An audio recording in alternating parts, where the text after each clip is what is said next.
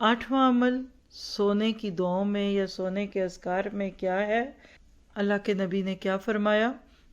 اللہم انک خلقت نفسی وانت توفاها لک مماتها ومحیاها ان احییتها فاغفزها وان امتها فاغفر لها اللہم انی اسألک العافیہ۔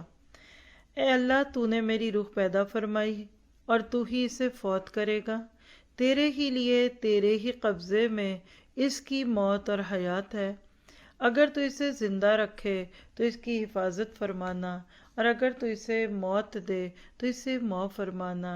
اے اللہ، بلا شبہ میں تجھ سے عافیت کا سوال کرتا ہوں۔ روایت ہے صحیح مسلم 2712 اور مسند احمد 79 جلد نمبر 2 میں۔